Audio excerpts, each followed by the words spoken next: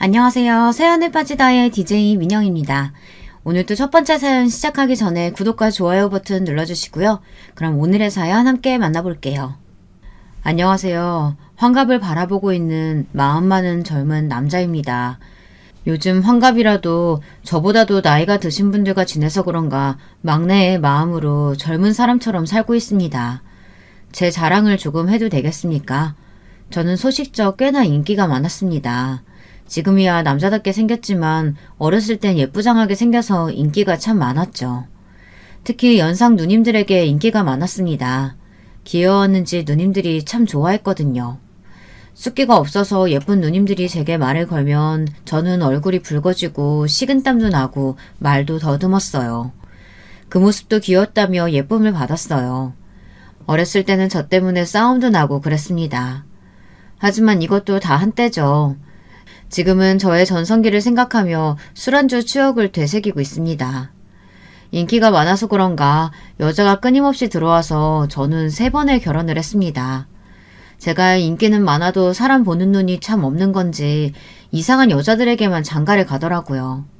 이런 사람이 끌리는 건가? 저는 성찰을 해보기도 했지만 그냥 제 팔자다 생각하고 이제는 이래저래 살고 있습니다.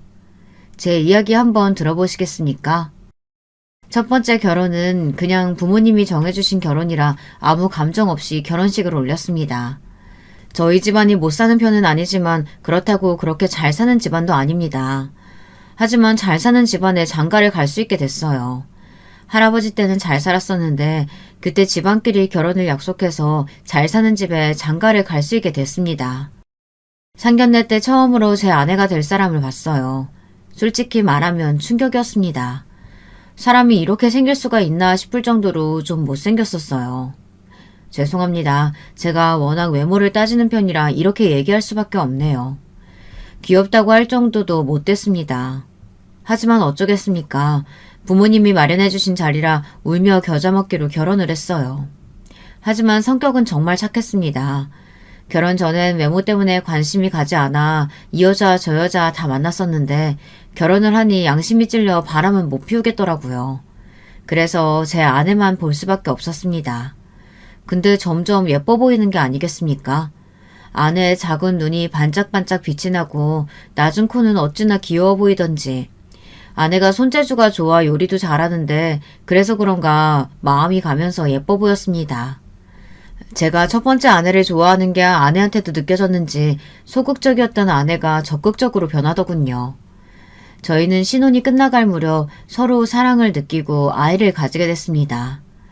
첫 번째 결혼은 그냥 부모님이 정해주신 결혼이라 아무 감정 없이 결혼식을 올렸습니다.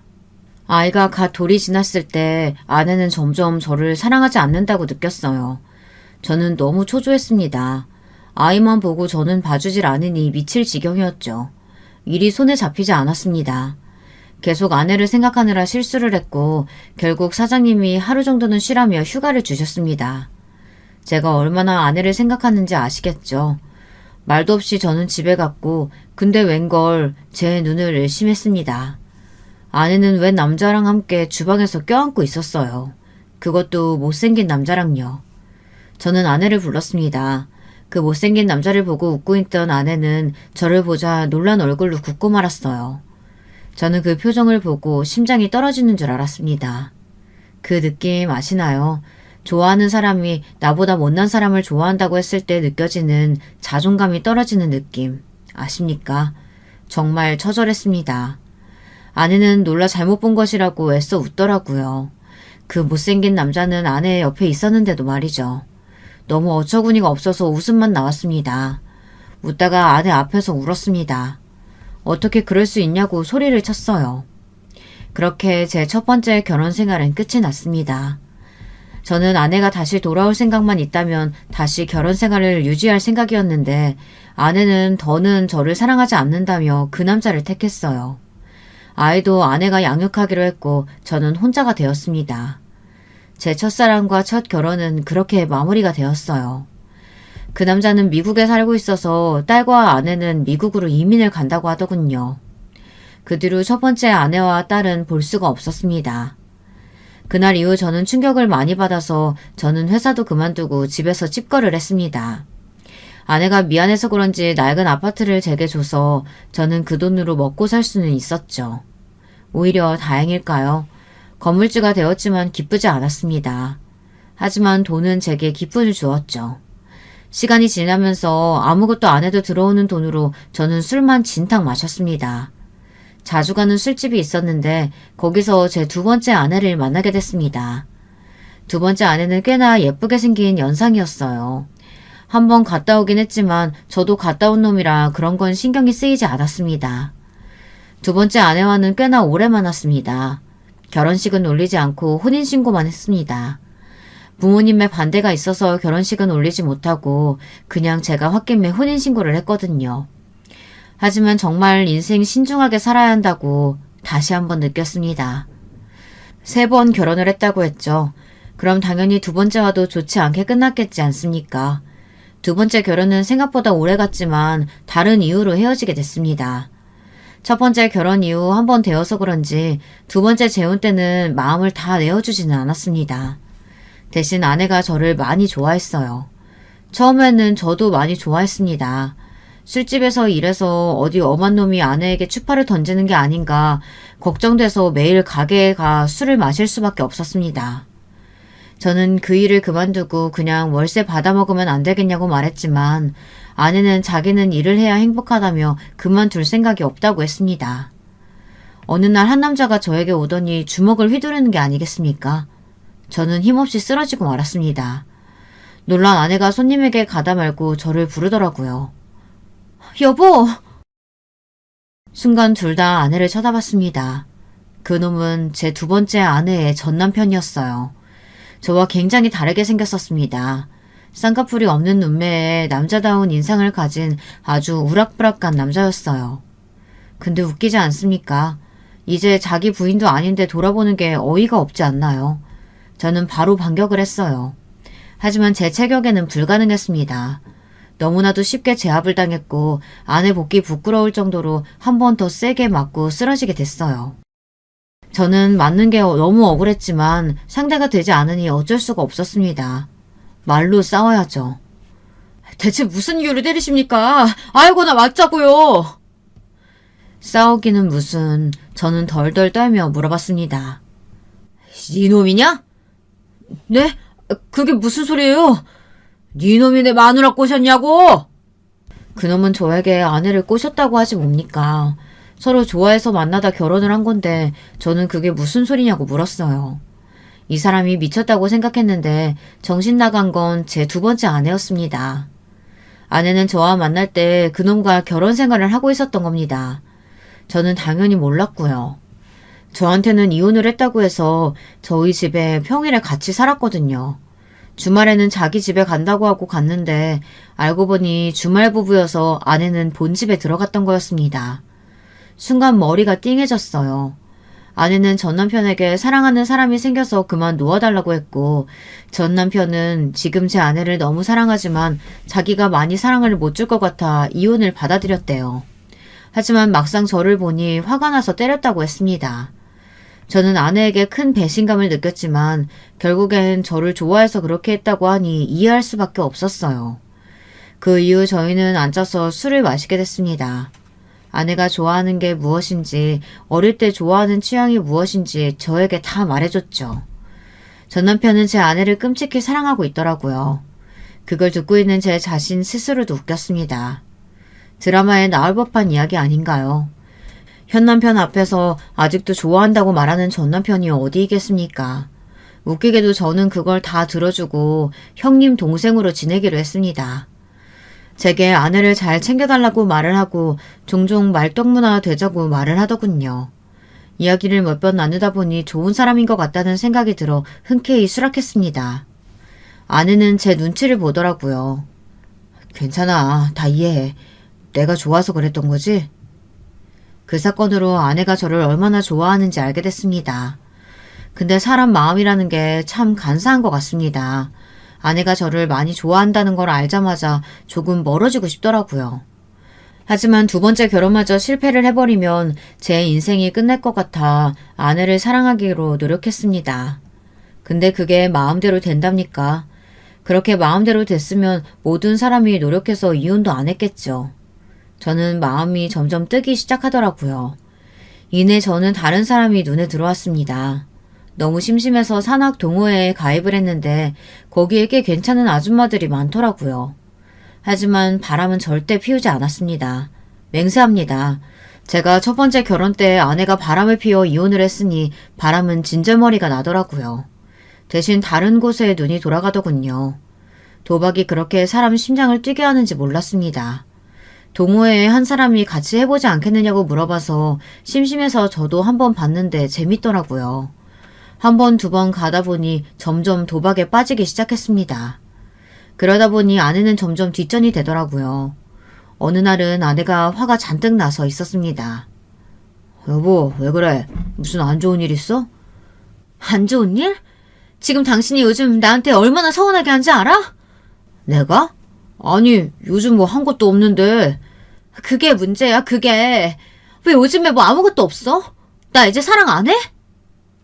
아내는 저에게 섭섭했던 것들을 말하기 시작했습니다. 아내의 이야기를 들어주느라 시간 가는 줄을 몰랐습니다. 하지만 계속 듣다 보니 점점 지쳐갔습니다. 힘들어? 나는 얼마나 힘들겠어. 당신 보고 이혼했는데 이러는 게 어딨냐고. 제가 이혼을 하라고 한 것도 아니고 저는 아내가 이혼을 했다고 생각해서 서로 만났는데 그게 제 잘못입니까? 따지고 보면 제가 피해자 아닐까요? 뭐? 내가 이혼하라고 했어? 나는 당신이 이혼했다고 해서 만난 거지. 만약 결혼 생활하고 있다고 했으면 만나지 않았을 거야. 제 말을 듣고 아내는 말을 너무 심하게 한다고 화가 나서 안방으로 들어갔어요. 아내의 우는 소리가 들렸지만 전 약속이 있어서 나와야 했습니다. 제가 너무 심하게 얘기를 했나요? 저는 아무리 생각해도 맞는 말만 한 것 같아서 아내가 왜 화가 났는지 모르겠더라고요. 그날도 어김없이 도박을 즐기러 갔습니다. 계속 이런 일이 반복되다 보니 어느새 돈이 없어지고 말았어요. 하지만 그만두지 못하고 도박에 점점 빠지기 시작했습니다. 그러다 저는 건물도 날리고 돈도 날렸어요. 아버지에게 말씀을 드려볼까 생각도 했지만 염치가 있지 꾹 참았습니다. 저는 아내에게 이야기를 하지도 않고 돈만 계속 나갔어요. 그러다 결국 아내가 알게 되는 날이 왔습니다. 당신 건물 팔았어? 그 돈은 어디에 못 쓴 거야? 저는 사실대로 말할 수가 없었습니다. 그냥 사업을 하나 한다고 팔았다고 했어요. 그리고 저는 아버지를 찾아가 돈을 빌려달라고 했어요. 아버지는 아무 말 없이 돈을 줬습니다. 갚지 않아도 된다며 정신 차리고 살라더군요. 혼자 제발저려 뭔가 아시나 했지만 아버지는 모르는 눈치였습니다. 저는 정신 차리고 도박에 손을 떼려고 했는데 이 중독이 어쩔 수 없나 봅니다. 또 그 돈으로 도박을 했고 다 날렸어요. 결국 아내는 알게 됐고 아내는 뒷목을 잡고 쓰러졌습니다. 결국 집까지 넘어갔고 저희는 좁은 집으로 이사를 갈 수밖에 없었어요. 그 이후로는 정신을 차려서 도박에 손대지 않았어요. 아내가 이혼을 할까 걱정했는데 오히려 아내는 걱정 말라며 자기가 다 벌어서 오겠다고 했습니다. 그 순간 아내는 제게 신 같은 존재가 됐습니다. 그날 이후 저는 아내가 오기만을 기다렸고 아내가 좋아하는 반찬, 국 등 집밥을 준비했습니다. 하루 이틀 그렇게 시간이 지나고 아내가 제게 이런 말을 하더군요.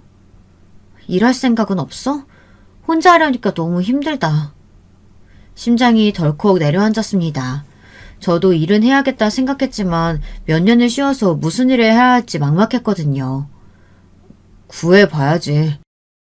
아내는 아무 말 없이 밥을 먹었어요. 그때 아내가 눈물을 흘리는 겁니다. 저는 두려웠어요. 혹시 나를 떠나가려는 게 아닌가. 제가 왜 그러냐고 묻자 그냥 슬픈 일이 있어서 눈물을 참을 수 없다고 나중에 얘기해준다고만 말하고 말해주지 않았어요. 그리고 아내는 주말에 친구를 보러 가야 돼서 집을 비워야 된다고 말했습니다.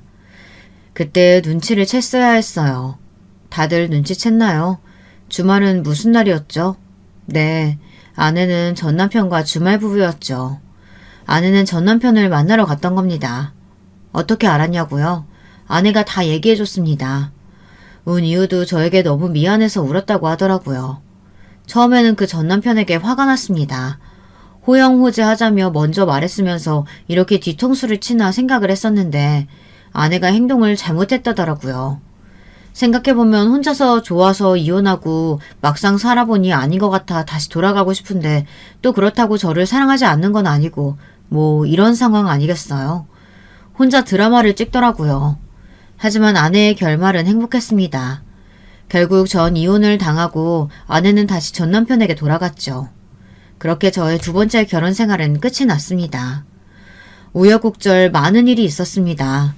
다행히 취직이 돼서 한 직장에 오래 다니게 됐고 어느새 40 중반이 되었어요. 옛되고 귀여웠던 외모는 없어지고 남성적으로 변했죠. 제 입으로 말하기는 그렇지만 나쁘지 않았어요. 그 나이에도 꽤나 인기는 많았고요. 하지만 제가 2번 결혼을 했다고 하니 다들 피하더라고요. 저도 재혼을 다시 할 생각은 없었습니다. 외롭기는 해도 또 한 번의 아픔은 겪고 싶지 않아서 여자들은 다 피했어요. 하지만 또다시 봄이 찾아오고 말았습니다. 친구의 지인인데 정말 예쁘더라고요. 역시 예쁘면 마음이 갈 수밖에 없나 봅니다. 친구가 자기 아는 지인이 가게를 열었다고 같이 가자고 해서 마지못해 갔는데 거기 사장이 제가 한눈에 반한 그 사람이었습니다. 하지만 저는 결점이 있기 때문에 먼저 다가가지 않았어요. 그런데 그분이 제게 먼저 말을 걸었습니다. 저는 떨리는 심장을 부여잡은 채 말을 했어요. 심장 소리가 다 들릴까봐 걱정이 됐습니다. 어릴 때로 돌아간 기분이었어요. 그 시절 좋아했던 누나에게 고백을 하고 싶은데 할까 말까 고민하며 떨리는 마음을 진정시키고 먼저 말을 거는 그런 느낌이었습니다. 저희는 그렇게 몇 번 더 만나게 됐고 어쩌다 보니 결혼 얘기도 나오게 됐어요. 제가 제일 걱정하는 그날이 오고 말았죠. 제 모든 치부를 말하는 날이 오게 되었습니다. 다행히 제 얘기를 듣고도 아무렇지 않다고 오히려 저를 안으면서 고생 많았다고 말하더라고요. 저는 이 여자가 저의 마지막 여자가 되어줄 거라고 확신해 프로포즈를 했습니다. 세 번째 아내는 일찍이 부모님을 여의고 남은 가족도 없었죠. 저희 부모님에게만 허락을 받으면 됐습니다.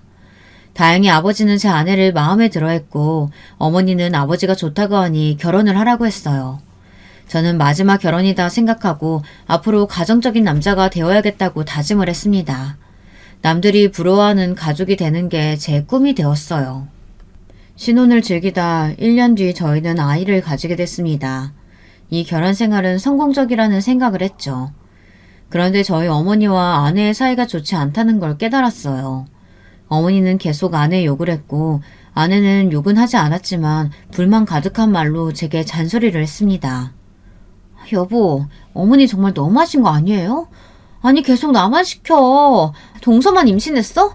나도 임신했는데 동서는 배가 더 부르다고 쉬라고 하고 나는 아직 배 안 불렀다고 나한테만 일 시키고 이러면 뭐해요. 매일 한숨 쉬면서 그러면 안 된다고 잔소리 하는데 당신이 좀 말려봐요. 저는 아내의 말을 듣고 어머니에게 조심스럽게 말을 꺼냈습니다. 어머니, 제 처가 임신 중이라 일하는 건 좀 힘들 것 같은데 제가 대신할게요. 처음에는 한 소리 하려다 아내에게 괜히 불똥이 튈까봐 제가 대신한다고 했습니다. 아내를 많이 생각하지 않았나요? 저는 제 말에 스스로 만족하며 참 좋은 남편 역할을 했다고 생각하는데 어떤가요? 하지만 어머니는 남자는 집안일이 아니라 바깥일을 해야 한다며 알아서 생각하면서 시킨다고 말하더라고요. 어머니, 왜 그렇게 싫어하세요? 결혼은 허락하셨잖아요. 내가 너 처음에 이혼당하고 점집 찾아가서 물어봤더니 너는 결혼할 팔자가 아니래. 결혼해도 여자 보는 눈이 없어서 다 이혼당한다고. 그러니 내가 지금 좋아할 수가 있겠니? 아이, 우리 어머니 왜 또 그런 이상한 소리 듣고 오셨어. 이번에는 다를 거예요. 저 예쁘게 봐주세요. 그럼 왜 결혼을 허락하셨어요? 너희 아버지가 좋다고 하니 나도 좋다고 했지. 그 고집 어디 가니? 내가 뭐 한 소리 해봤자 무시하는데 내가 무슨 힘이 있다고. 그러지 마시고 그런 말 그냥 흘러들으시고 며느리 좀 예뻐해 주세요. 괜히 어머니 때문에 저 또 이혼당하는 거 아니에요? 어머니는 제 말을 듣고 놀라 그럴 수 있겠다며 앞으로 잘해줘야겠다고 했어요. 어머니가 귀가 얇으셔서 다행이라 생각했습니다. 그렇게 어머니와 아내 사이의 갈등은 없어졌다고 생각했는데 한 가지가 아니더라고요. 어머니는 말만 잘해준다고 했지 여전히 제 아내를 못살게 굴었고 그런 아내도 지지 않겠다며 어머니에게 대들었어요. 중간에서 저는 이러지도 못하고 저러지도 못한 채 이야기만 들어줄 뿐이었죠. 중간에서 잘해야지 마음먹었지만 쉽지 않더라고요. 여자들 사이에 끼어있는 게 얼마나 괴롭던지 고래싸움에 새우등 터지는 게 딱 제 상황이었습니다. 하루는 아내가 이렇게는 못 살겠다며 시댁에 좀 다녀야겠다고 혼자 가버리는 겁니다. 저는 겁이 나서 바로 아내를 따라갔어요. 아내는 비장한 표정으로 심호흡을 하며 부모님 집으로 가더라고요. 어머님, 아버님, 죄송합니다. 먼저 한마디 하겠습니다. 아내는 당차게 어머니 손을 잡고 식탁으로 데려갔습니다. 어머님, 저한테 왜 그러세요? 제가 어머님한테 뭐 잘못한 거 있어요? 왜 저를 못 괴롭혀서 안달이세요? 아니, 말하는 것 좀 봐. 너 어른한테 누가 그렇게 버르장머리 없이 대해달라고 했니? 부모님이 그렇게 가르치던? 어머니! 둘 사이에 저는 무서웠습니다. 둘 다 장난이 아니었거든요. 아버지는 힘이 없으신지 누워서 듣고만 있었습니다. 죄송합니다. 부모님이 일찍 돌아가셔서 배우지 못했나 봐요. 아내의 말에 저는 한숨만 나왔습니다. 조금만 숙이고 들어가면 될 텐데 그게 뭐가 어렵다고 그렇게까지 대드는지 이해할 수가 없었죠. 다들 제 아내가 이해가 가나요? 저 이제 여기 안 올 거예요. 저도 힘들어요. 동서랑 똑같이 대해주시던지 아니면 저 찾지 마세요. 어머니와 아내는 사이가 틀어졌어요. 가운데에서 잘 풀어보려고 노력을 했지만 잘 되지 않았습니다. 하지만 다행히 몇 달 뒤 아내가 어머니께 사과를 했고 어머니도 심했다고 생각하셨는지 아내에게 사과를 하셨죠. 하지만 여전히 어머니는 아내를 못마땅하게 봤습니다. 아내 앞에서는 그러지 않았지만 제 앞에 있으면 아내 욕을 했어요. 봐라, 저렇게 성격이 세니까 이혼을 당할 수도 있는 거지. 너 항상 조심해라. 어머니는 아직도 그 말을 믿으셨어요. 하지만 아내가 아들을 낳자마자 어머니는 바로 달라지셨어요. 아들을 낳았다며 좋아하셨죠. 어찌나 다르던지 제 어머니지만 무섭더라고요. 아버지는 딸을 원하셨는지 실망하는 눈치였지만 아내에게 수고했다며 돈 봉투를 주더라고요. 제가 챙겨드리지 못하고 늘 받기만 해서 미안하더라고요. 이 나이가 다 되도록 용돈 두둑히 못 드려 죄송했습니다. 나중에 꼭 효도를 해야지 했지만 아버지는 그리고 얼마 안 가 돌아가셨어요. 근데 아버지가 이상한 소리를 하시고 돌아갔습니다. 아버지가 돈을 조심하라고 하시더라고요. 그리고 제 아들에게 잘하라고 하더군요. 제가 도박으로 돈을 날려 아버지가 제 걱정이 많이 되었나 봅니다. 돌아가시기 전까지 그런 말을 하는 걸 보면 제가 아버지께 참 못난 짓만 한 것 같다는 생각이 들었습니다. 아이고, 이것 봐라. 눈 똑바로 뜨면서 대드는 게 잡아먹겠어. 아버지가 돌아가셔서 힘들었지만 제겐 새로운 가족이 생겼으니 정신 차리고 열심히 일해야 했어요. 어렸을 때 철없었을 때 했던 행동들을 떠올리며 반성하고 착실하게 살았습니다. 아내와도 잘 지냈어요. 어머니도 그런 모습을 보고 이혼할 일 없다고 생각하셨는지 아내에게 예전보다는 더 잘 대해주는 것 같았습니다. 그렇게 저의 결혼 생활은 행복했습니다. 행복하게 끝이 난다면 얼마나 좋겠습니까? 고생 시작은 지금부터였어요. 저는 제가 잘하면 아무 문제 없을 거라고 생각했습니다.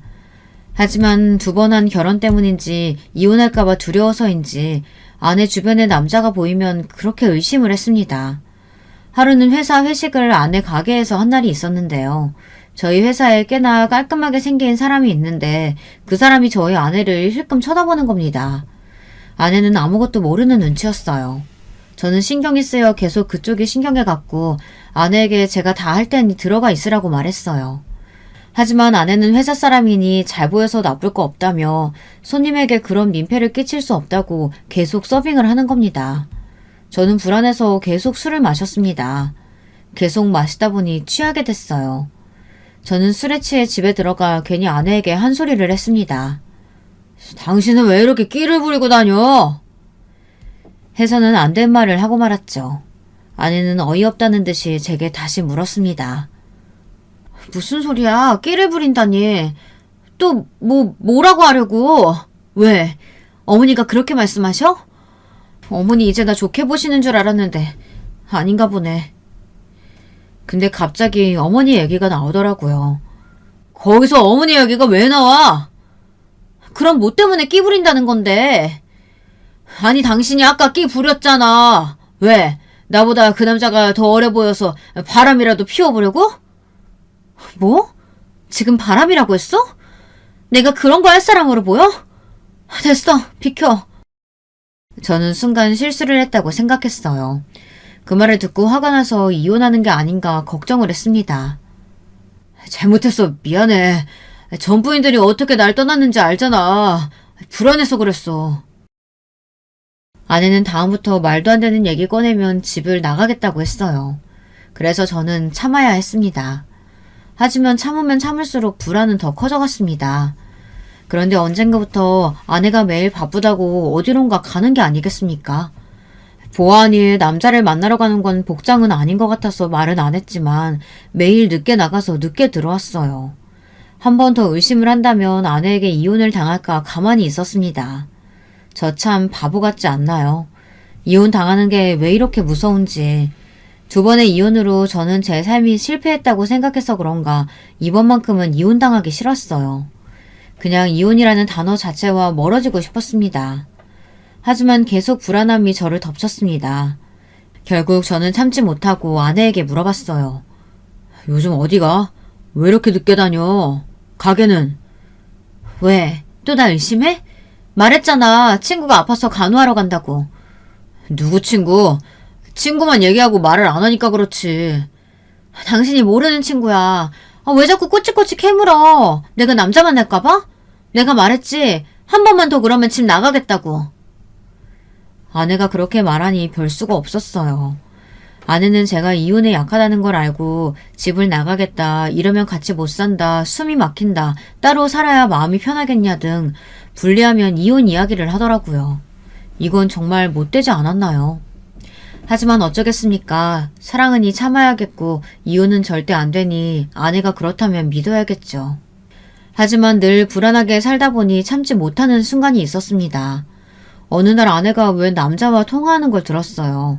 자세히는 못 들었는데 어디서 만나자고 말을 하는 것 같았습니다.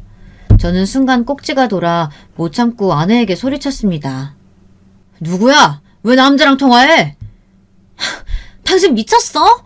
경비원 씨랑 통화했다 왜? 전화해봐 다시? 말했지? 한 번만 더 그러면 나 집 나갈 거라고.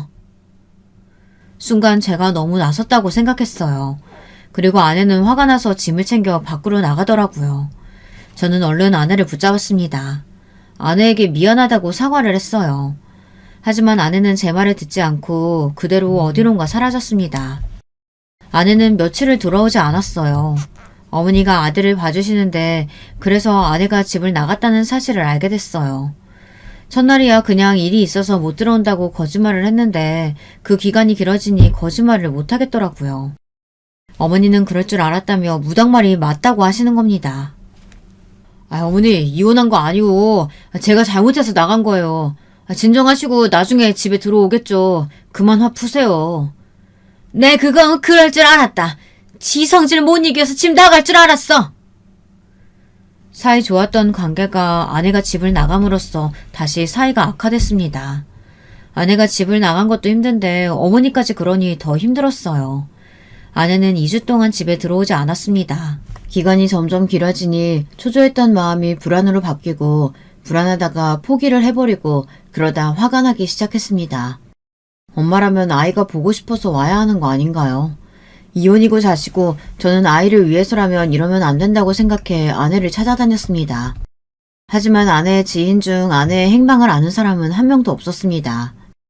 혹시 몰라 경비원에게도 물어봤는데 당연히 모른다고 했어요. 그러니 사람이 어디서 뭘 하는지 사고가 났는지 경찰에 신고를 해야 할지 별의별 생각이 다 들더라고요. 그냥 살아 돌아오면 좋겠다는 생각을 했습니다. 그리고 며칠 뒤 아내가 돌아왔어요. 아내는 어디서 잘 먹고 잘 살았는지 아주 행복한 표정으로 돌아오더라고요. 화도 나지 않았습니다. 그냥 집에 왔다는 사실에 감사했어요. 어디 갔었어? 걱정했잖아. 가게도 직원들한테 맡기고 가고 행방을 아는 사람은 없고 당신 진짜 걱정시킬 거야? 미안. 친구랑 여행 갔었어. 돌아와줘서 고맙다고 제가 말을 했어요. 평소 같으면 아내는 진짜 미안하다고 사과를 했을 텐데 제가 잘못해서 그런가 별 생각을 하지 않고 방으로 들어가더라고요. 그런데 좀 이상했어요. 2주 동안 아들을 보지도 않았는데 아들을 찾지 않더라고요. 피곤해서 그런가 보다 하고 저는 오랜만에 온 아내를 위해 사과를 할 겸 밥을 차렸습니다.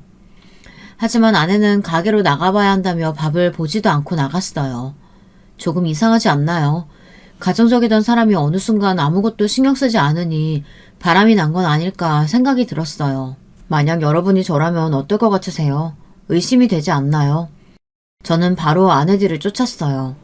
그런데 정말로 가게에 가서 일을 하는 게 아니겠어요?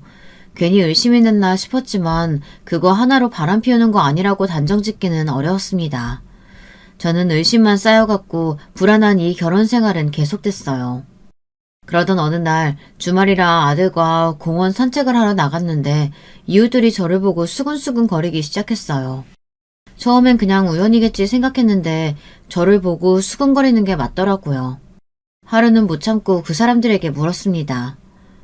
왜 자꾸 저 보면서 수근거리는 겁니까? 아무것도 아니에요. 그쪽 얘기하는 거 아닌데요? 그러자 다른 아줌마가 제게 물었습니다. 왜? 한번 물어보자. 그 이혼 2번하고 저기 고깃집 사장이랑 재혼한 거 맞나? 제가 이혼 2번 한 건 어떻게 아시는지 제가 이혼했냐고 물어보더라고요. 아니, 어떻게 아시는 거예요? 제가 말하고 다닌 적도 없는데 누구한테 들었어요? 아니, 나는 여기저기 동네 아줌마들한테 들었지. 이 사실을 아는 사람은 전부인과 저 아내, 제 가족들인데 어머니와 절대 그런 얘기를 한 적이 없을 거고 아내밖에 말할 사람이 없는데 아내가 어디 가서 이런 얘기를 할 사람이 아니라는 생각이 들어 다시 물었습니다.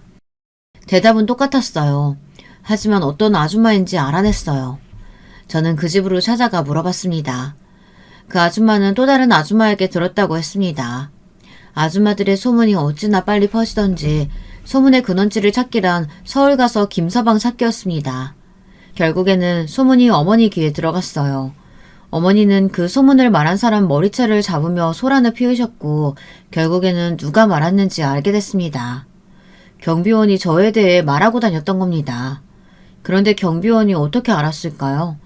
경비원에게 갔더니 아내와 친한데 이것저것 얘기하다가 제 얘기가 나왔고 그러다가 제가 이혼한 사실을 듣게 됐다고 했어요. 그리고 친한 다른 아줌마에게 그냥 흘리듯 이 얘기를 했는데 하필이면 입이 가벼운 사람에게 말을 한 겁니다. 그래서 여기저기 소문이 다 난 거였어요. 어머니는 그 말을 듣고 곧바로 아내의 가게로 찾아갔습니다. 그리고는 또 아내의 머리채를 잡았어요. 어머니 왜 이러세요? 이년이 어디서 지 서방을 욕해? 이혼했다고 말은 왜 하고 다녀? 네 남편 욕되게 하고 싶어? 미쳤다고 입을 함부로 놀려? 무슨 소리세요? 이거 놓고 얘기하세요. 저는 어머니를 말렸습니다. 어머니는 분에 풀리지 않았는지 아내를 노려보며 얘기를 했어요. 나는 내 새끼 이혼 2번 해도 욕한 적도 없고 어디 가서 하소연한 적도 없는데 감히 네가 떠들고 다니니? 아내는 처음엔 모른 척 잡아댔지만 어머니의 성화에 못 이겨 사실대로 말했습니다. 아내는 그냥 가볍게 경비원에게 말했는데 그렇게 소문이 날 줄 몰랐다며 잘못했다고 빌었어요. 아내가 말했다는 게 충격이기는 했어요. 이혼 때문에 힘들어하는 걸 알면서도 그걸 가볍게 얘기했다는 것 자체가 저에게는 상처였습니다. 하지만 어쩌겠습니까? 이혼한 사실은 변하지 않는데요. 여러분 같으면 어쩌겠어요? 화를 낼까요? 아니면 참고 넘어갈까요? 저는 화를 내는 것도 지쳐 아무 말 없이 집으로 갔습니다. 그 일이 있고 나서 저희 부부 사이는 점점 멀어져 갔어요. 저는 이제 아무래도 상관없다는 식으로 아들만 바라봤습니다. 그런데 또 저를 보고 수근수근 거리더라고요. 너무 억울해서 소리쳤습니다. 그래요. 저 이혼 2번 했습니다. 제가 못나서 이혼당했어요. 둘이서 얘기하지 말고 앞에서 물어봐. 그러자 이웃들은 당황해 저에게 말을 해줬는데 글쎄 제 이혼 얘기가 아니고 다른 얘기더라고요. 저는 그 이야기를 듣고 잠을 잘 수가 없었습니다. 아내에게 물어볼까 말까 수많은 고민을 했어요. 이웃은 제게 이렇게 말했습니다. 아니 그게 아니라 민수 엄마가 요즘 여기저기 돈 빌리고 다닌다고 해서. 돈을 빌릴 리가 뭐가 있겠습니까? 저한테 얘기도 안 하고 돈 쓸 일이 뭐가 있을까요? 요즘 아내가 통화도 자주 하고 집에 와도 피곤하다고 자고 저와 얘기도 잘 안 하는 이유가 돈과 관련이 되어 있을까? 저는 확신하고 싶지 않았습니다. 아내가 바람을 피우다니 젊은 남자일까요? 그래서 돈이 필요해서 여기저기 빌리고 다닐까요? 제 인생은 참 서글퍼지더라고요. 하지만 이번에는 진실을 알기 싫어 그냥 넘어가기로 했습니다. 아내가 바람 피우는 장면을 보기도 싫고 제게 걸리지 말고 그냥 알아서 바람 피우다 관계가 끝나기만을 기다리고 있었습니다. 생각을 안 하려고 해도 안 할 수가 없더군요. 하지만 이혼은 죽어도 하기 싫어 혼자 소가리만 하고 참았습니다. 하지만 결국 바람 상대를 찾고 말았습니다. 알고 나니 정말 인생이라는 게 다 돌아오는 거더군요. 출장에 가야 해서 아내에게 이야기를 했더니 아내 표정이 밝게 변하더라고요. 정말 씁쓸했습니다. 저를 좋다고 할 땐 언제고 이제 다른 남자를 찾아 저렇게 티를 내다니 참 미웠어요. 저는 이제 나이도 들고 배도 나와 싫은 가문입니다. 저 같아도 예쁜 사람이 저 좋다고 하면 넘어갈 텐데 아내도 젊고 잘생긴 남자가 있으면 넘어갔겠지 않습니까? 하지만 저희 집에 그 남자가 저희 집에만 오지 않았으면 좋겠다는 생각을 했습니다. 아니 이미 왔을 수도 있겠다고 생각했어요. 그러니 속이 좋지 않더라고요. 아내 얼굴을 보면 더 울렁거리는 것 같아 얼른 나왔습니다. 출장에 다녀온 후 경비원이 제게 말하더라고요. 경비원은 그 소문 때문에 미안했던지 제게 이런저런 이야기를 하며 소소하게 얘기를 나누다 결국 친해졌는데 경비원이 한숨을 쉬며 얘기를 하는 겁니다. 아이고 내가 불쌍해서 말해주는 거야. 경비는 제게 109동 503호로 가보라고 해서 저는 심장이 터질 만큼 뛰어갔어요. 문 앞에 다다랐을 때는 겁이 나서 그냥 돌아갈까 생각을 했습니다. 저희 아파트에 사는 줄은 꿈에도 몰랐어요. 뭔가 더 배신감이 들더라고요. 그럼 분명 저희 부부에 관해서도 알 텐데 그런 사람과 바람이 났는지 그리고 그걸 눈치 못 챈 저도 참 한심했습니다. 그 집 초인종을 누르고 어떤 남자가 문을 열어주더라고요. 근데 그 광경을 보고 소스라치게 놀랄 수밖에 없었습니다. 3명의 남자와 아내가 같이 있더라고요. 처음에는 아무것도 보이지 않았습니다. 아니 1명도 아니고 3명이 말이 됩니까? 정말 충격적이었어요. 손이 덜덜 떨리면서 그 남자에게 주먹을 휘둘렀습니다. 주변 사람은 놀라 저를 말렸고 아내는 저를 보고 굳어 있었어요. 정신을 차리고 돌아보니 굉장히 익숙한 풍경이 보이더군요. 그래서 그제야 아내의 바람 상대를 찾았어요. 아내는 3명의 남자와 도박을 벌이고 있었습니다. 아내의 바람 상대는 도박이었어요. 그래서 여기저기 돈을 빌리고 다녔고 심지어 가게도 팔아 그 돈으로 도박을 했다고 했습니다. 저의 예전 모습이 보였어요. 그때 두 번째 아내의 심경을 이해할 수 있게 됐습니다. 저는 아무 말 없이 집으로 돌아왔어요. 아내는 제 뒤를 따라와 무릎을 꿇고 잘못됐다고 빌었습니다. 너무 괘씸했습니다. 유흥에 빠져 가정은 나몰라라 하고 저는 바람인지 아닌지 전전긍긍하며 힘들어하는데 상의도 없이 가게도 팔고 하지만 욕을 할 수가 없었어요. 다 제가 했던 일이니까요. 아내를 볼 자신이 없었어요. 과거의 저를 보는 것 같아 괴로웠습니다. 그래서 당분간 떨어져 지내기로 했어요. 저는 어머니 집에 잠시 지냈습니다. 모든 사실을 알게 된 어머니가 화를 크게 내실 거라고 생각했는데 아무 표정 없이 그저 밥 먹으라고 밥을 차려줬습니다. 그리고 그날 밤 어머니의 울음소리가 들렸어요. 어머니께 죄송했습니다. 매번 이런 결혼 생활을 해 죄송스러웠어요. 그날 밤 다시 이 결혼 생활을 어떻게든 좋게 마무리하기 위해 집에 갔는데 이게 웬걸 또 도박판을 벌이고 있는 게 아니겠어요? 당신 미쳤어? 애도 있는데 여기 사람을 끌고 와? 그리고 나한테 걸렸으면 그만둬야지. 가게도 팔고 돈도 없으면서 뭔 짓거리야? 사람들은 바로 도망갔고 아내는 울며 얘기했습니다.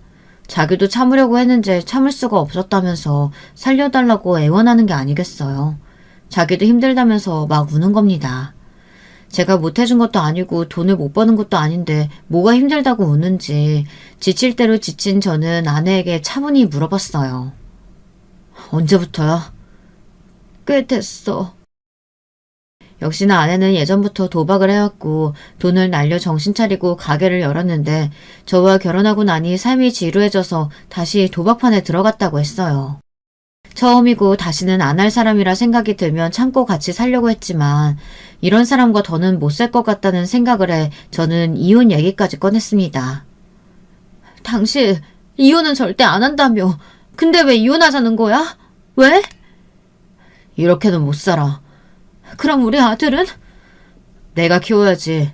당신 돈 없잖아. 아니야. 그럼 내 돈은? 당신이 벌어다 줘야지. 당신 이혼할 생각 없다고 했는데 왜? 아내의 말에 저는 충격을 받았습니다. 아내는 저를 돈줄로만 본 거였어요. 그리고 어떤 일이든 이혼은 싫다고 했으니 도박을 걸려도 이혼할 일이 없다고 생각해서 저와 결혼한 것 같았습니다. 그 말을 듣고 이혼을 해야겠다고 굳게 다짐했습니다. 그래서 전 어머니에게 가서 이혼 얘기를 꺼냈어요.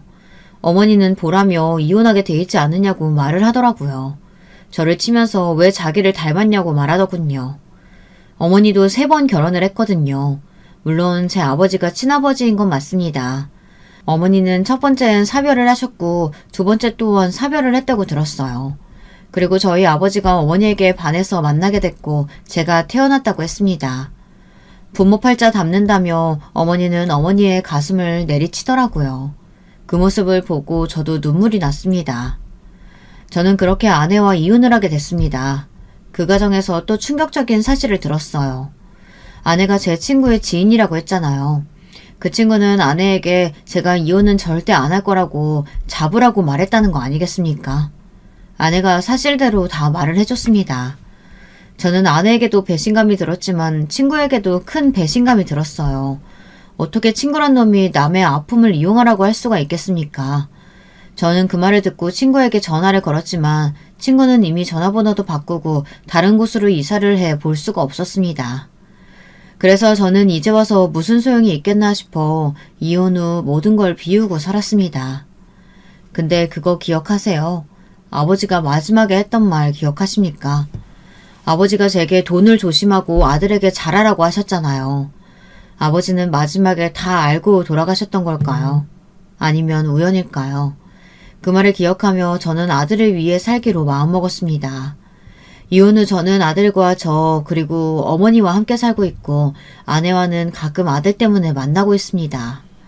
아들이 아내를 너무 좋아해서 안 만나게 할 수는 없었어요. 이제는 2번 다시 보고 싶지 않았지만 제 아들에게까지는 나쁜 엄마로 생각이 들게 하고 싶지는 않았습니다.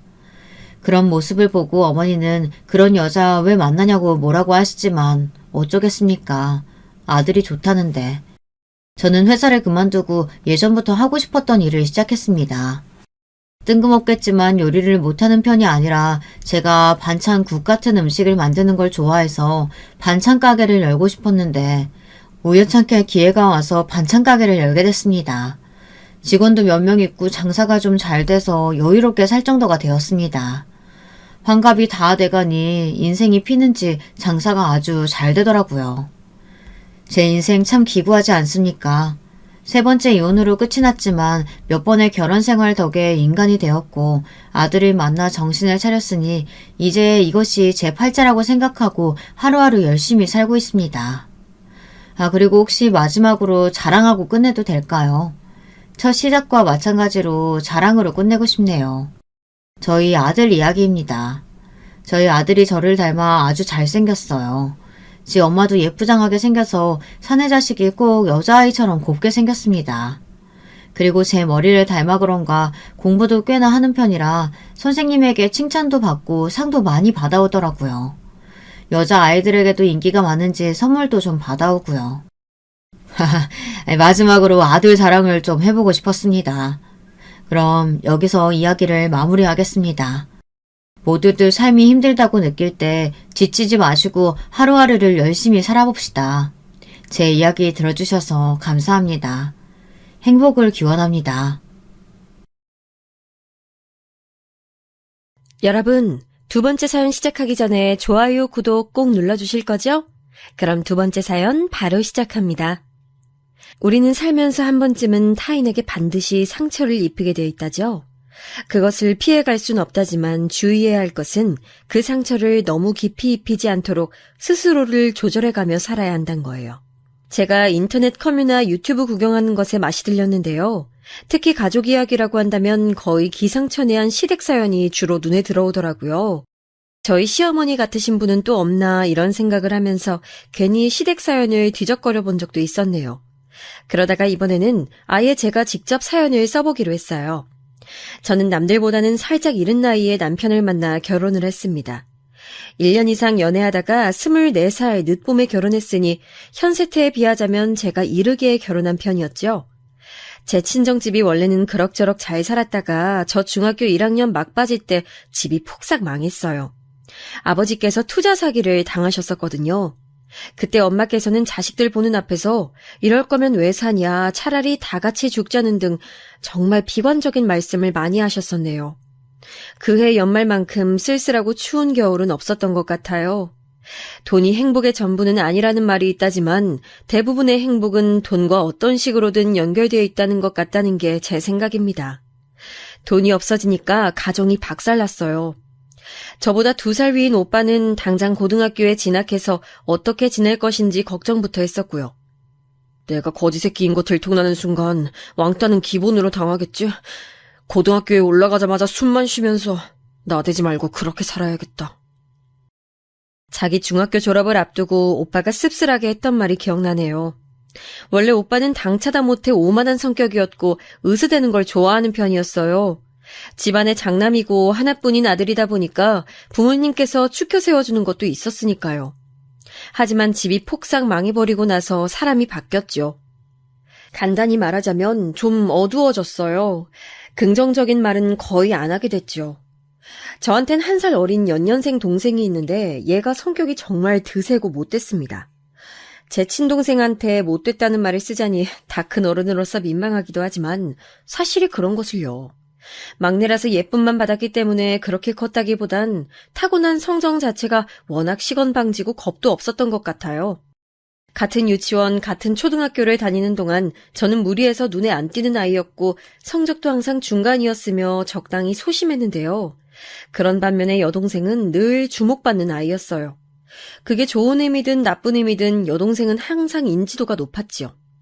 커갈수록 여동생이 자기 친구들한텐 물론이고 심지어 선생님께도 싸가지 없게 굴어서 부모님께선 걱정이 많으셨어요. 일가 친척 중에서는 고모 2분이 진짜 성격이 장난 아닌데 왠지 여동생이 그런 기질을 물려받은 듯 싶더라고요. 나는 잘못한 것도 없는데 왜 내가 용돈을 앞으로 못 받아야 돼?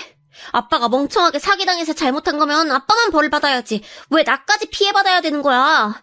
나 이제 아빠 딸 안 할래. 나 다른 집 가서 살면 안 돼? 엄마, 혹시 나 부잣집에 입양 보내줄 순 없어? 여동생은 중학교 진학을 앞두고 저런 말을 했었죠. 얼마나 싹수가 노란 아이였는지 짐작이 가시나요? 제가 옆에서 저 말을 듣고 얼마나 충격을 받았는지 몰라요. 부모를 바꾼다는 개념 자체가 도대체 어떻게 할 수 있는 발상인지 이해가 안 갔어요. 여동생의 충격적인 발언에 엄마는 기함을 하셨고 가뜩이나 정신 상태가 안 좋으셨는데 더 추락하게 되셨죠. 저는 언니로서 여동생을 잘 이끌어보려고 했지만 뜻대로 안 됐어요. 이럴 때일수록 용돈 아껴 쓰고 절약하면서 지내야지. 너도 이제 초등학생 아니라 중학생이야. 언제까지 철없게 굴 거야? 이젠 놀 때가 아니야. 공부 열심히 해서 좋은 대학 가고 성공하는 미래를 그려야 하는 때라고. 알았어? 야, 너나 잘하세요. 언니 같지도 않은 게 어디서 언니 행세를 하려고 나한테 잔소리야. 친구도 찌질이 찐따 2명밖에 없는 주제에 나한테 까불어? 고작 1살 차이, 한 학년 계급 차이밖에 안 났기 때문에 반항적으로 나오는 여동생을 제가 쉽게 누를 수 없었네요.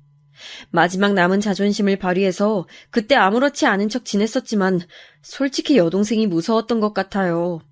갓 중학교에 입학했음에도 무서운 언니들과 벌써 인맥을 여동생은 만들고 있었거든요. 자칫했다간 여동생한테 진짜로 얻어터질 것 같았네요.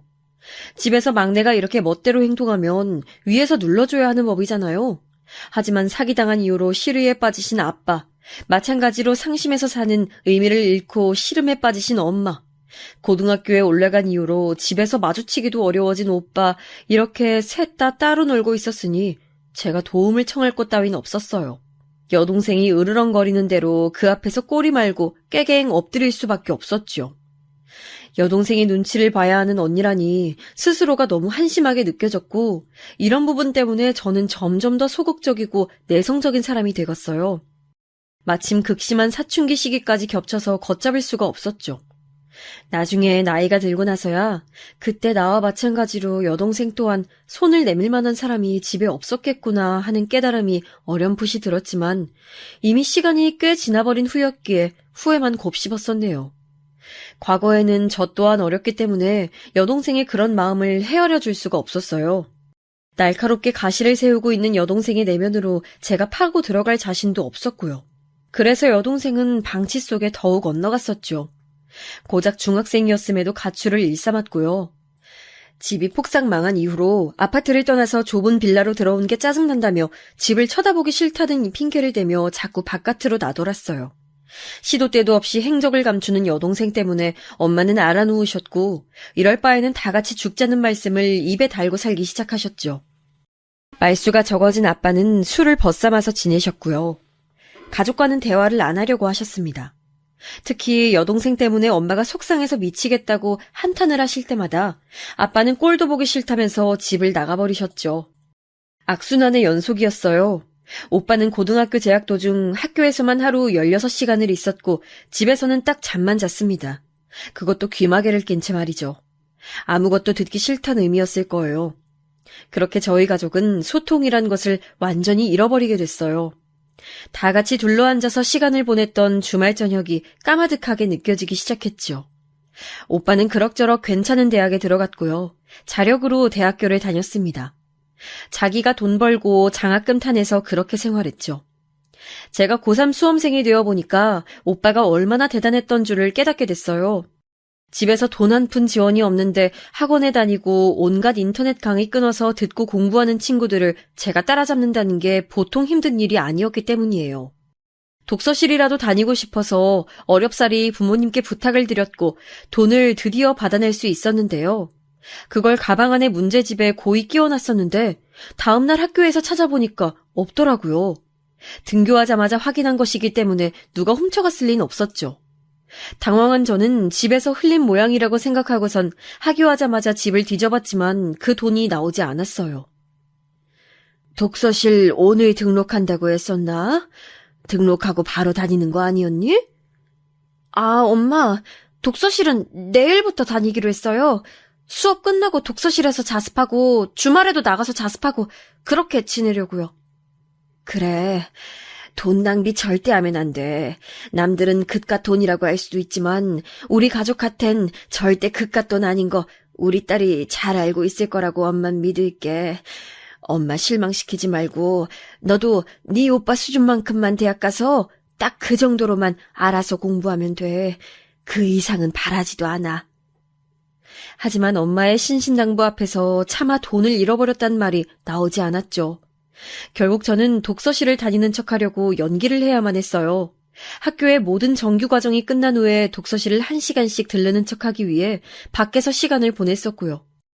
음료 자판기가 여러 대 몰려 있어서 조명 때문에 밝고 의자가 있는 구역이 있었는데 주로 거길 가서 영어 단어를 들여다보면서 시간을 때웠었죠. 주말에는 멀리 있는 데다가 사람이 많아서 경쟁이 치열한 도서관의 열람실까지 찾아가 공부를 했고요.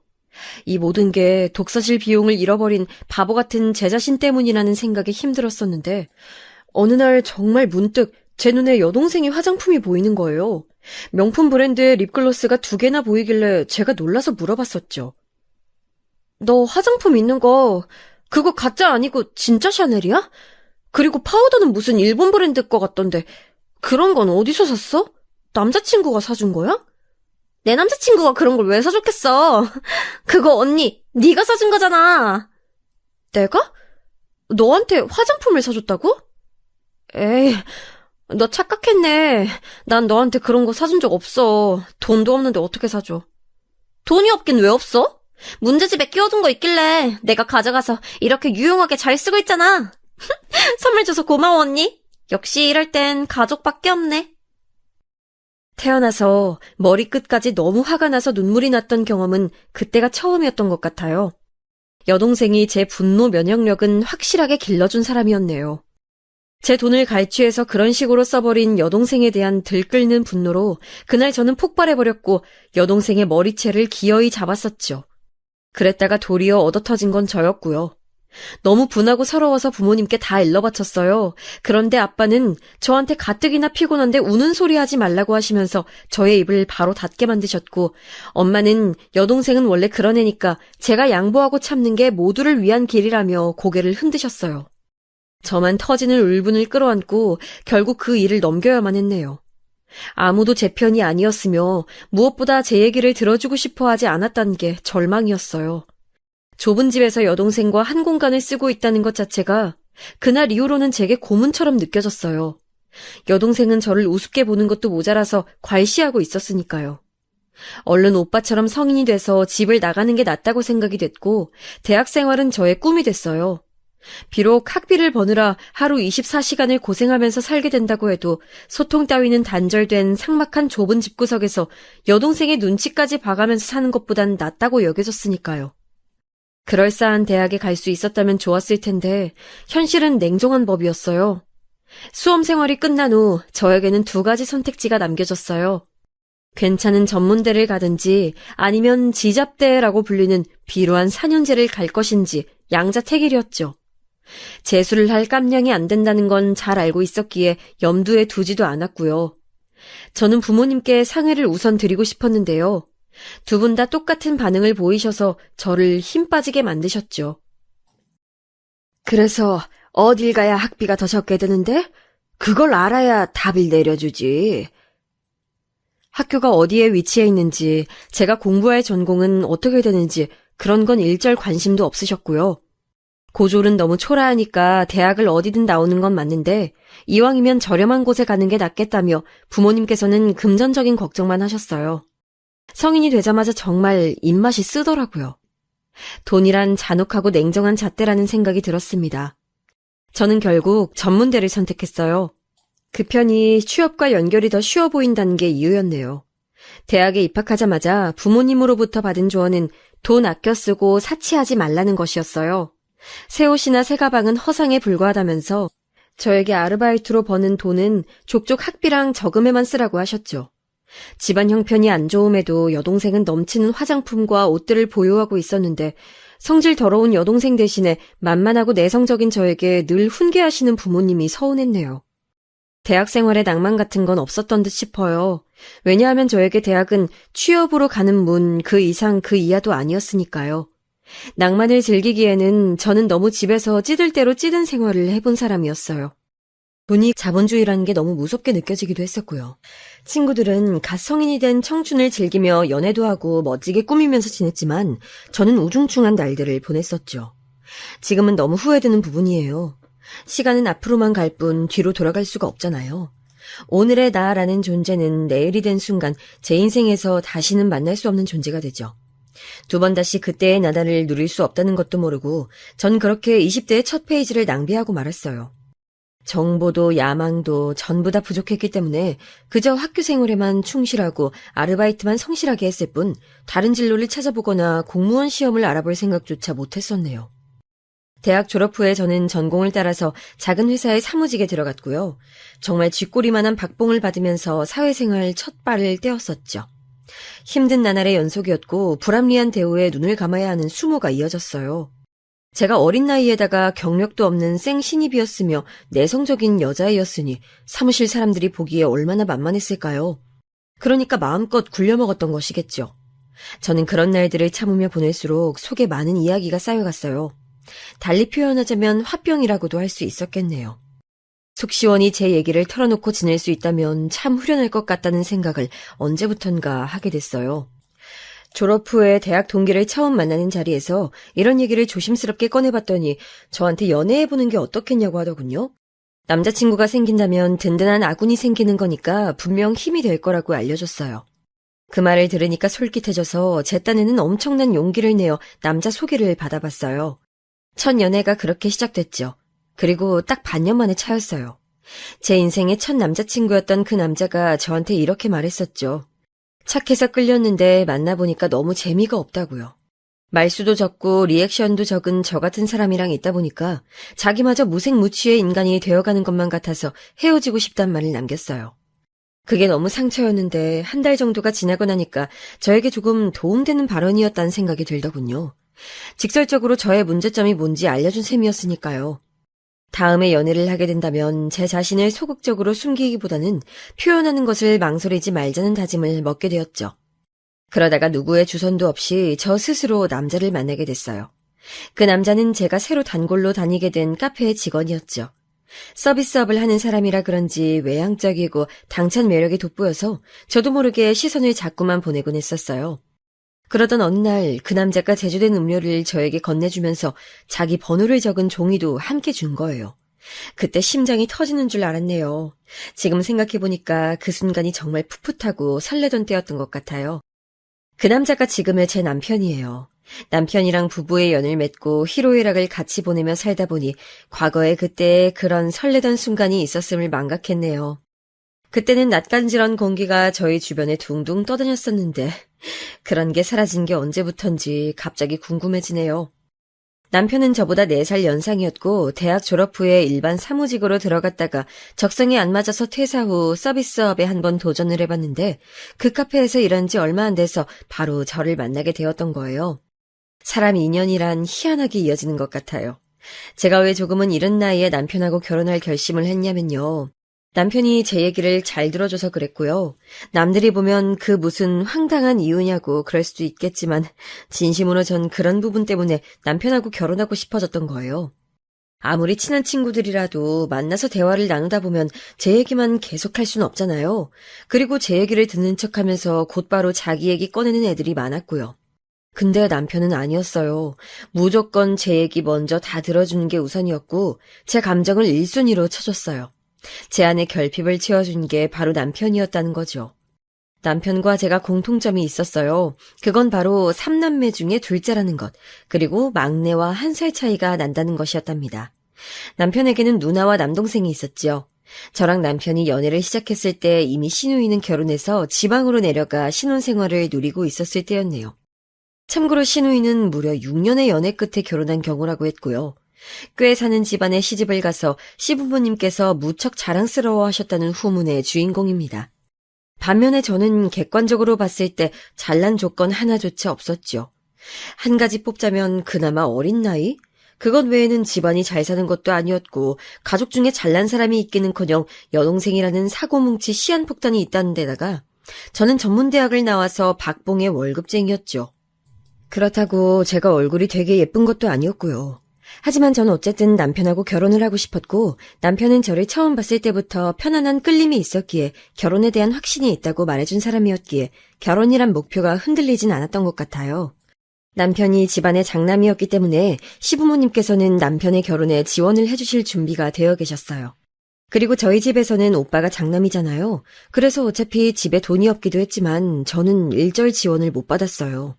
장남을 장가보낼 때 집안 돈을 써야 하니까 저한테 낭비할 수는 없다는 게 부모님의 입장이셨죠. 그러니 사실상 몸만 달랑 들고 시집온 제가 시부모님 눈에 얼마나 못 미쳤겠어요. 저도 그걸 다 느끼고 있었기에 눈치가 보였고 걱정이 됐는데 남편이 이렇게 말해줬어요. 네가 우리 엄마 아빠한테 헌신하고 봉사하겠다고 그렇게 말씀드려. 그러면 어쨌든 널 며느리로 인정해 주실 테니까. 전 뭣도 모르고 그래서 시부모님께 그대로 말씀드렸었죠. 헌신하고 봉사하는 며느리가 되겠다고요. 시아버지께서는 한숨을 내쉬시면서 당신은 어차피 몇 년만 지나면 시골 고향 땅을 오가며 유유자적하게 사실 거니까 며느리의 존재를 크게 신경 안 쓰시겠다고 해주셨고요. 그리고 대망의 시어머니께서는 니까짓 게 어디 얼마나 헌신하고 봉사하는지 내가 두고 보자. 한없이 모자라고 부족한 부분들을 헌신과 봉사로 떼올 자신이 있는 모양이니까 내가 잘 살펴봐 주겠다고. 이렇게 무시무시한 말씀으로 저의 길을 죽여놓으셨죠. 24세 시집간 저는 남들이 20대 중반의 싱그러운 청춘을 누릴 때 시집살이를 당했지요. 당시 저는 꿋꿋하게 버텨내는 게 이기는 거라고 생각했어요. 들장미 소녀 캔디처럼 밝고 씩씩하게 핏박에도 꺾이지 않는다면 시어머니께서 저를 진심으로 받아주실 거라고 여겼던 건가 봐요. 하지만 현실은 평일에는 직장에서 치였고 주말에는 시댁에서 치였죠. 황당한 건 이악 물고 버텼던 그 직장이 얼마 안 가서 망해버렸던 거예요. 25에서 제 경력이 끊겼죠. 일자리 잃고 나서 강제로 쉬던 기간에 저는 시어머니로부터 정신교육이라는 명목으로 혹사당했습니다. 무일푼으로 일하는 하녀 같았어요. 제가 인내심에 한계가 왔을 때 그 일이 터졌죠. 제 여동생이 사기 범죄로 구속됐어요.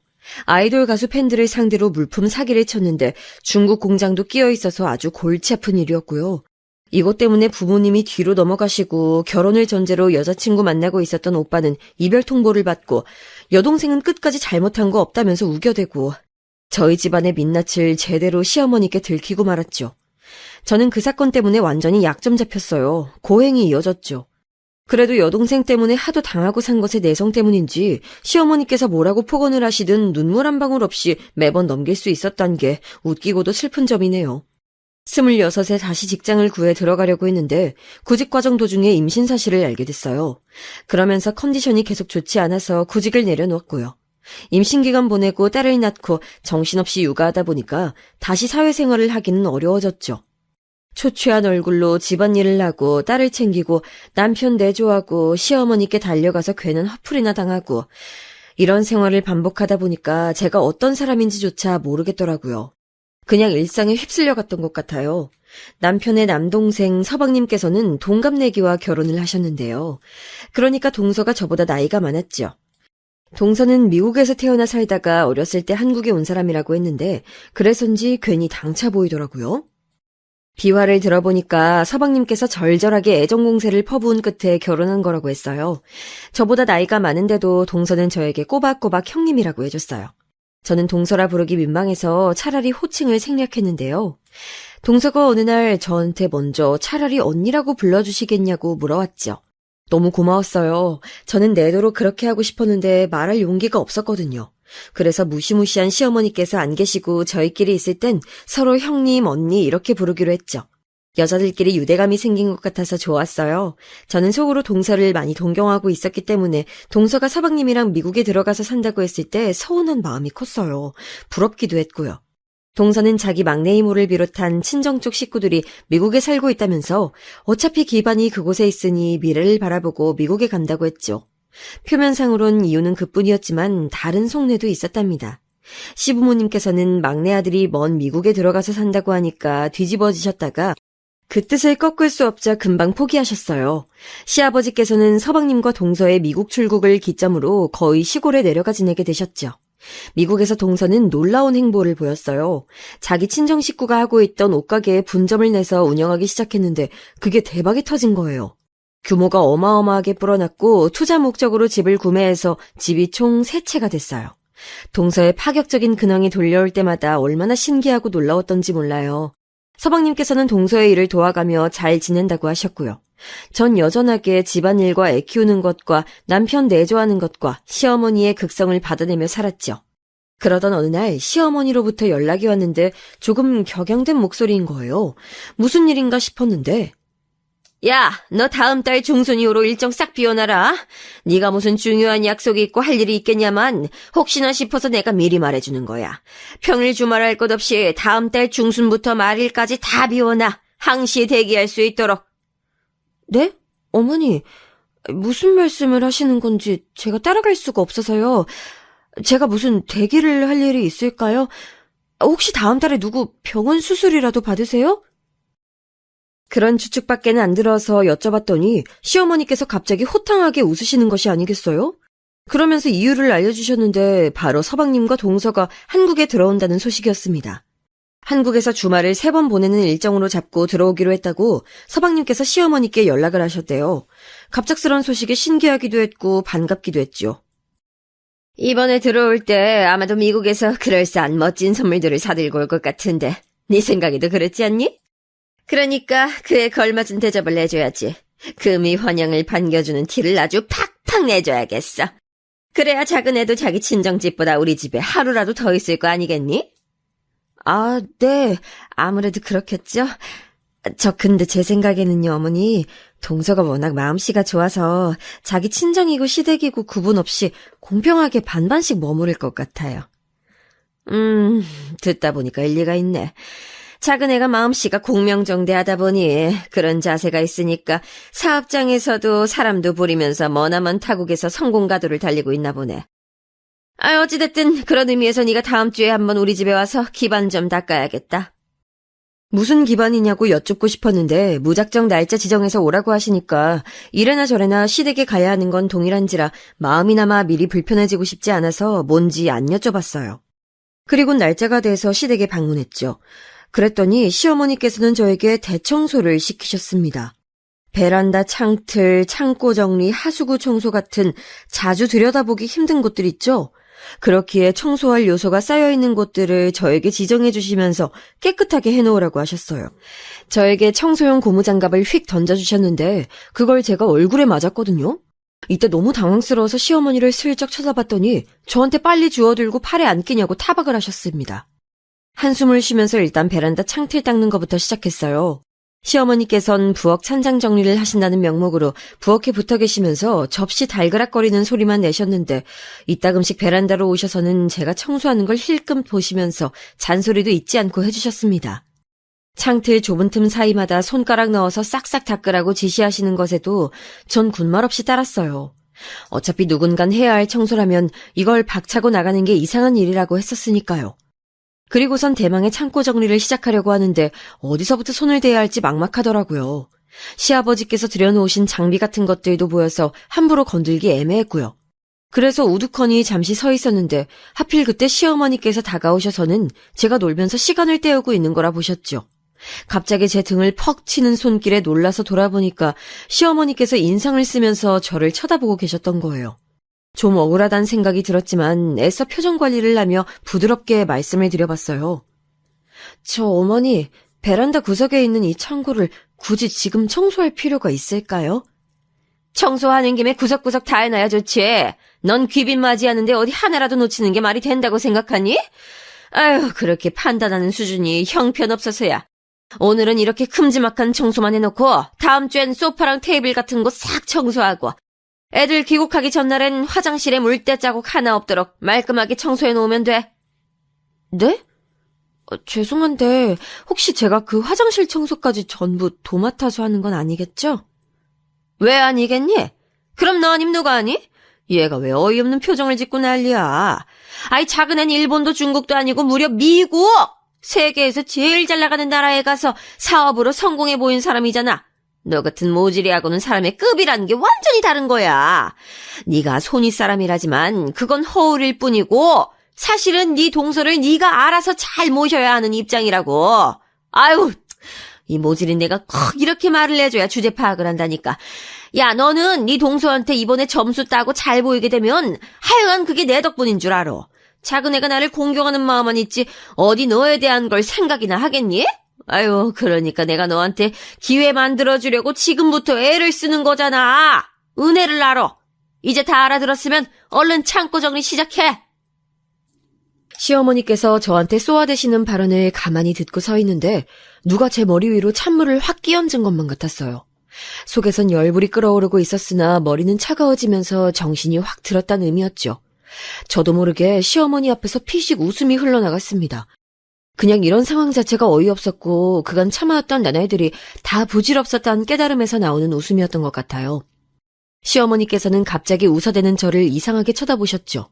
표정에서 마치 이게 성실했나 하는 의문이 읽히더군요. 그 순간에 저는 동서의 입장 따윈 고려할 수가 없게 됐어요. 제가 당한 모욕을 그대로 넘기지 않는다는 것에 급급했거든요. 그래서 저를 의아하게 훑어보시는 시어머니께 당돌한 목소리로 말씀드렸습니다. 아, 죄송해요. 동서가 예전에 저한테 해줬던 말이 갑자기 생각나서 웃음이 좀 나왔네요. 뭐라고 그랬었더라. 정확히 상황은 기억이 안 나는데 아무튼 어머니의 면상만 봐도 짜증나고 너무 재수없다고 그랬었던 건 확실해요. 어머니 때문에 치가 떨린다고도 했었죠? 뭐라고? 너 지금 무슨 해괴한 망발을 짓거리는 거야? 이게 미친 거야? 아니면 돌아버린 거야? 어디서 그딴 날조를 하고 자빠졌어? 너 작은 애랑 날 이간질 시키고 싶어서 그러는 거니? 잘 나가는 동서 때문에 배가 그렇게나 아팠구나. 푸! 어머니, 정말 모르셨나 봐요. 반응을 보니까 일부러 우기시는 게 아니라 진심으로 동서 마음을 모르고 계신 게 틀림없네요? 괜찮아요. 지금 제가 알려드리고 있으니까. 동서는 말이죠. 어쩌면 어머니께 감사하고 있을 수도 있어요. 어머니로 인해서 애초에 미국행을 결심한 것이었으니 미국에서의 성공에 어머니 지분이 있지 않겠어요? 물론 그 지분이 긍정적인 의미로 해석될지는 동서 마음이지만요. 그게 무슨 말이니? 설마 너 지금 작은 애가 나 때문에 미국을 갔다는 주장을 하고 있는 것 아니겠지? 맞아요. 동서 어머니 때문에 미국행 선택했던 거예요. 한국에서 계속 결혼 생활하고 싶어 했지만 그럴 수가 없었으니까요. 바로 어머니 때문에. 어머니가 너무 지긋지긋하고 같이 있다 보면 화병에 걸려서 스트레스로 졸도할 것 같은 느낌에 시달려서 미치는 줄 알았대요. 동서는 딱 어머니 같은 사람 가장 싫어한다고 했거든요. 근데 고부관계로 엮이니까 한국 사회에서는 연 끊지 않는 이상 계속 보고 살아야 했죠. 그래서 결국 어머니를 피해서 미국 가기로 했던 거예요. 축하해요, 어머니. 사업가를 획기적인 방법으로 키워내셨어요. 말을 하다 보니까 탄력을 받게 된 제가 줄줄이 발언을 쏟아냈고 박수까지 쳐드리면서 시어머니를 조롱해드렸네요. 시어머니께선 그럴 리가 없다면서 고개를 계속 내저으셨는데 갑자기 그럼 나 때문에 우리 막내가 미국을 이런 말씀을 중얼거리신 직후에 그대로 주저앉으셨어요. 손으로 뒷목을 잡으시면서 입만 벌리신 채 뻐끔거리면서 아무 말도 못 뱉으셨고요. 허공을 응시하면서 그러고 계신 게 왠지 위험해 보여서 전 거실로 나가서 제 핸드폰을 찾았고 얼른 구급차를 불렀습니다. 그런데 별로 위험한 상황은 아니었나 봐요. 시어머니께서는 완전히 얼이 빠지신 표정이 되어 스스로 일어나셔서 베란다를 나오셨는데 제가 구급차를 불렀다고 하니까 무척 화를 내셨죠. 누구 마음대로 구급차를 불렀다는 거야? 그럼 날 태우려고 구급차가 오고 있다는 거야? 날 망신시키려고 네가 작정을 했구나. 이런 빌어먹을 걸 보았나? 저한테 삿대질을 하시면서 화를 내시던 시어머니께서는 기어이 정말로 쓰러지고 마셨습니다. 구급차에 실려가실 때 의식이 있으시긴 했는데 힘없이 자꾸 무슨 말을 중얼거리고 계셨죠. 이송되는 병원으로 남편을 불렀어요. 응급실에서 만난 남편에게 시어머니를 맡겼고요. 남편이 어쩌다가 시어머니께서 쓰러지셨냐고 걱정스레 물어보길래 저는 답할 의무 없으니까 시어머니께 직접 여쭤보라고 그랬습니다. 저의 냉랭한 반응에 놀란 남편은 입을 다물었죠. 그날 밤 남편이 착잡한 얼굴로 저에게 묻더군요. 그걸 왜 시어머니께 말씀드렸냐고요. 자기도 자기 동생 부부가 미국으로 떠나는 이유 중 하나가 모친임을 알고 있지만 좋은 이야기가 아니라서 숨기고 살았는데 굳이 이제 와서 왜 까발려서 모든 걸 망치냐며 저를 질책하더라고요. 다른 때 같았으면, 아니 평소에 저였다면 그런 남편 앞에서 저는 우선적으로 미안하다는 사과부터 했을 거예요. 하지만 그러기가 싫더라고요. 지난 세월 시어머니로부터 당해온 것들이 제 머릿속에서 파노라마처럼 펼쳐 있었거든요. 그뿐만 아니라 결혼하기 전에 친정집에서 억눌린 채 살아온 저의 옛 과거들도 저에게 말해주고 있었어요. 앞으로도 계속 그렇게 살고 싶은 게 아니라면 달라져야 한다는 걸요. 저는 시어머니께 참지 못하고 이미 내질러버렸기 때문에 어차피 주워 담을 수도 없는 상황을 애써 무마하기보단 밀고 나가기로 결정했어요. 그러려면 전 더 이상 두려워하지 말아야 했습니다. 무엇을 말이냐면 바로 이혼을 말이죠. 항상 남편을 저보다 우선순위에 뒀고 제 자신을 낮춰보았기 때문에 저는 제 자신이 우선이 되는 선택지를 가져본 적이 없었어요. 그러나 제 마음이 닿는 대로 원하는 대로 해보고 싶단 마음이 굳혀지자 이혼? 하게 되면 하는 거야 라는 편안하고도 굳센 생각이 따라오더라고요. 그런 생각이 들고 나서야 저는 남편에게 진짜로 하고 싶은 말을 할 수 있게 됐어요. 하고 싶은 말을 머릿속에서 따로 준비하고 가다듬지 않았는데도 말이 차분하게 잘 나가더라고요. 제 마음 깊숙한 곳에 존재하고 있는 말이었기 때문에 그랬나 봐요. 오빠, 난 오늘 어머니께 잘못한 점 있어. 그런데 사과하고 싶지가 않아. 왜냐하면 어머니께서는 그동안 나한테 한 번도 사과하신 적이 없기 때문이야. 난 어머니의 며느리가 아니었어. 심심풀이 땅콩이었고 마음껏 때려도 되는 샌드백이었어. 오빠는 입이 심심해서 까먹은 땅콩한테 사과해? 때리라고 존재하는 샌드백을 때렸다고 해서 사과해? 아니잖아. 난 바로 그런 존재였어, 어머니한테. 난 어머니의 며느리가 아니었어. 그래서 나도 이제 어머니를 내 시어머니로 생각하지 않으려고 해. 그렇다면 이제 우리 엄마랑 인연이라도 끊겠다고 말하는 거야? 맞아. 오빤 이걸 받아들이고 이해해줄 수 있어? 난 동서처럼 미국에 친인척이 있지도 않고 어디 멀리 나갈 배짱도 없어.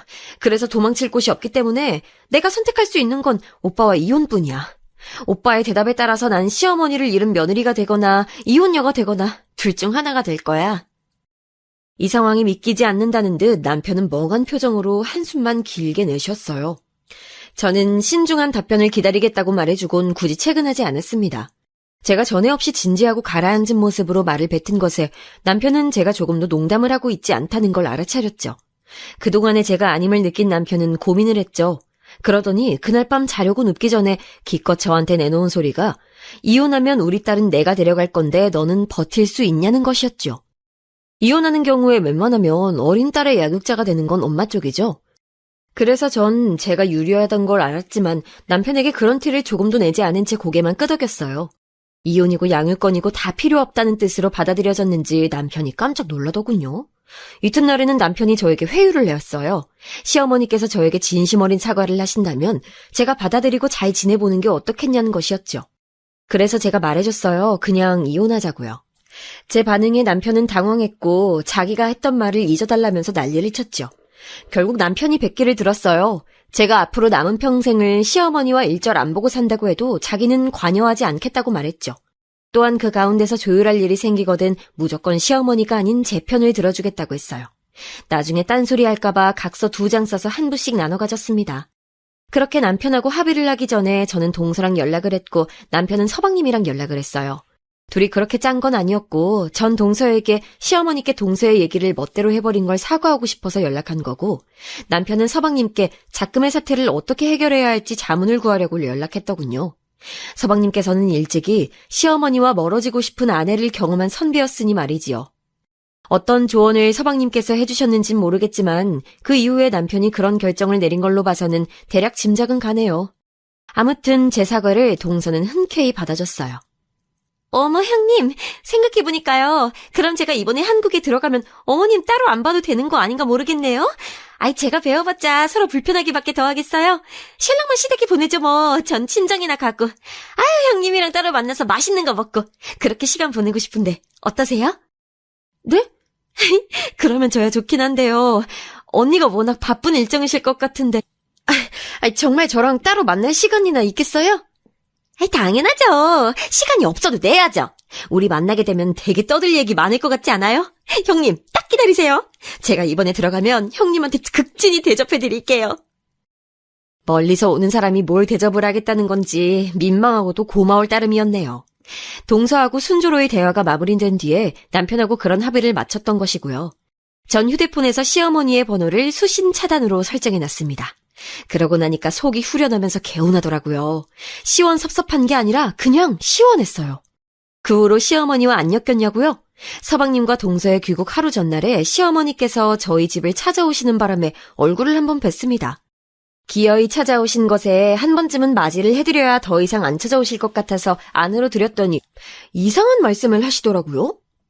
내가 그간 언행이 너무 거칠고 배려가 부족했던 것 같구나. 나도 내 스스로를 돌아보고 점검하는 시간을 가졌니 이젠 우리가 봉합할 때라고 생각한다. 그네야, 사실 나한텐 네가 내 딸이나 다름없어. 너무 편하게 아껴서 그런 불상사도 일어났던 거야. 멀리 사는 딸 대신 네가 내 새로운 딸이나 다름없었음을 넌 정녕 몰랐던 거니? 네가 따뜻한 가족의 품, 엄마의 사랑 같은 걸 잘 못 느끼고 자라서 그래. 그래서 몰랐던 거야. 네, 몰랐어요. 그리고 앞으로도 영영 모를 것 같아요. 제 생각에 전 이번 생에서 엄마의 사랑을 제대로 받아보기엔 글렀거든요. 전 그렇게 제 엄마가 되고 싶으시면 부디 다음 생을 기약해 주시길. 제가 침착하게 말씀드렸더니 그게 시어머니 입장에서는 굉장히 얄미웠나 봐요. 금세 광분을 하셨고 제 머리통을 후려치려고 하시길래 얼른 피했습니다.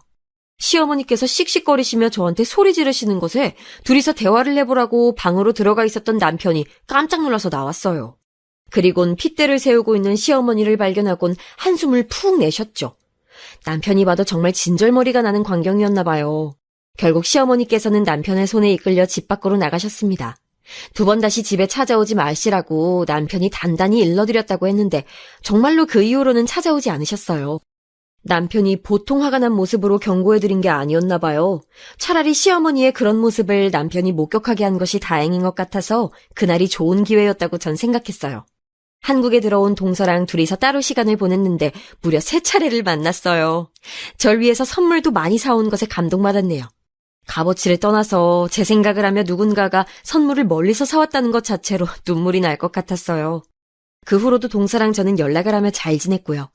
동서가 미국에 초대를 해줘서 놀러 가기로 했었는데 코로나가 터지는 바람에 날짜를 미뤘다가 상황이 나아지기는커녕 악화가 돼서 아예 흐지부지 되었었죠. 그리고 시간이 더 흘러서 현재 미국에 가려고 티켓을 끊어놨어요. 오기만 해달라고 하도 성화를 부려서 응했더니 비용은 동서 쪽에서 부담을 다 해줬습니다. 이번에 미국 가게 되면 저는 태어나서 처음으로 미국 땅 밟게 되는 거예요. 남편이랑 딸이랑 셋이서 가는 건데 어떤 즐거운 시간을 보낼지 기대가 큽니다.